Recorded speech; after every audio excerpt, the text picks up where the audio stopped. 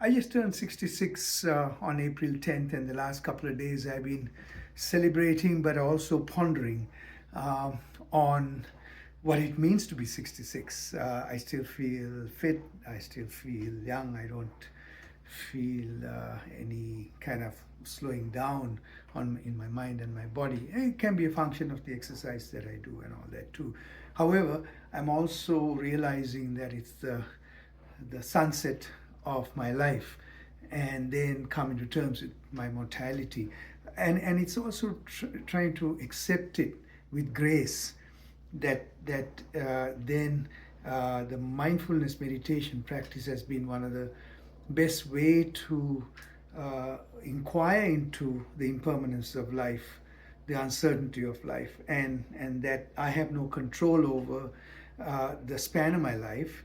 Uh, I can be fit, I can eat well, have all the good things that will help me to supposedly give me longevity, but there's no guarantee in life, right? So that I have to accept too. So the mindfulness meditation practice is a wonderful way of accepting my mortality, because the in-breath is life and the out-breath is death. So finally, when that last breath goes out, that's the end of my life. And from a biomarker biology point of view too, our telomeres, the chromosomes which have that cap at the end for a young person, will then determine the biological age. As I get older, it'll start fraying at the edges, and finally it'll die off, and that's the end of it.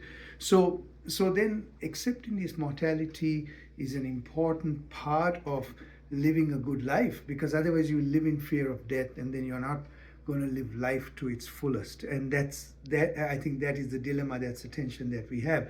I'm really fortunate that my parents and culturally in Sri Lanka growing up, death and funerals were not kept away from us. From the time I can remember, we went to funerals, and in Sri Lanka the body in people's homes.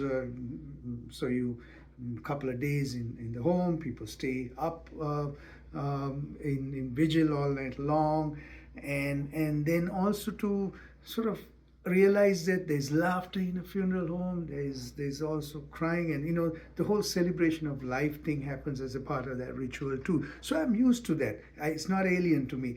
But unfortunately, in the modern world, we sanitize that, we keep it away from young people, we keep it away from society. So it comes as a surprise, and it is a source of fear then at the end of the day, because we're not dealing with it. And also when you inquire into this, even through a mindfulness practice, by quietening your mind, you ponder on the sages that have lived through the years, through the ages, the saints, the superhumans, supposedly people like Alexander the Great, and all of those strong people have also had to face the same fate. So the only thing right now that is of concern for me is there's a bunch of people right now who may be very wealthy, who have the means to do research into longevity. But what I'm afraid of is this whole notion of we're trying to live our life forever kind of business. So the whole process of singularity, embedding technology into our systems to then create a transhuman who can live forever, that's a scary thought for me. And the day that starts happening, that could be a Frankenstein moment, right? I mean, we could be walking amongst us, could be people walking who are enhanced in their brains, in their bodies by these technologies. And is that human? So those are some of the things that we need to also ponder on. So as I talk about mortality and my death, I don't want to leave it as it is. I want to also share with you a clip of part of my celebration of life.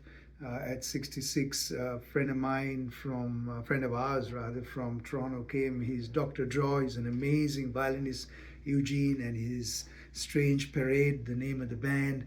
Fantastic band. Eugene just makes that violin dance on its own, and there was a beatboxer there, and they surprised me last night at this club, downtown Ottawa club at the market called the Berlin. It's a really lovely, cozy club where they had their show, and we all danced and had a great time.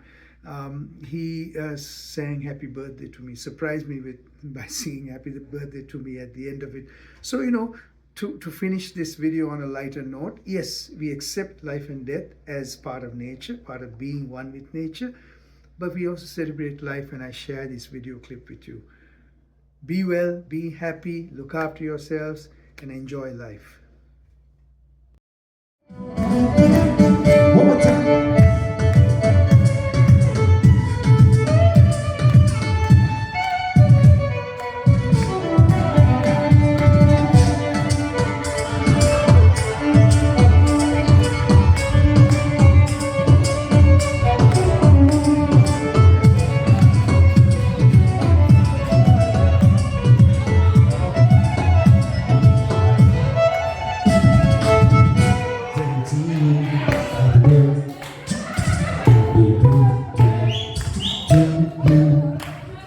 Happy birthday, dear Lefty.